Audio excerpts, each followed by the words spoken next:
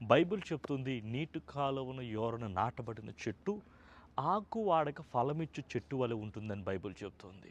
ప్రియ దేవుని సంగమా, నీవు ఫలించాలి అనంటే దేవునిలో అంటు కట్టబడాలి. ఎవరు అంటు కట్టబడతారో వారు బహుగా ఫలించునని బైబిల్ మనకు తెలియజేస్తుంది.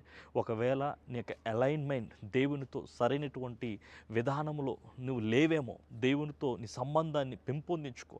ప్రార్థనలోను వాక్యములోను నిన్ను నువ్వు కట్టుకొని ఆ అలైన్మెంట్లోనికి నువ్వు వచ్చినప్పుడు నీ జీవితంలో అభివృద్ధి ప్రారంభమవుతుంది. నీ జీవితంలో ఫలింపు అనేటువంటిది ప్రారంభమవుతుంది. ఇంతకాలము నువ్వు రక్షించబడి కూడా ఫలించలేదు, అభివృద్ధి చెందలేదు, నేను వర్ధిల్లలేదు అని అంటున్నావంటే నీ జీవితంలో దేవునితో ఎక్కడో సంబంధములో లోపం అనేటువంటిది ఉంది. దేవునితో నీ సంబంధాన్ని నువ్వు బలపరుచుకోగలిగినట్లయితే నీవు నీటి కాలువల యోరను నాటబడినటువంటి చెట్టు వలె నువ్వు ఫలమిస్తావు, ఫలిస్తావు, అభివృద్ధి చెందుతావు. కాబట్టి ఇప్పుడే నీవు దేవునితో సరైనటువంటి సంబంధంలోనికి రా.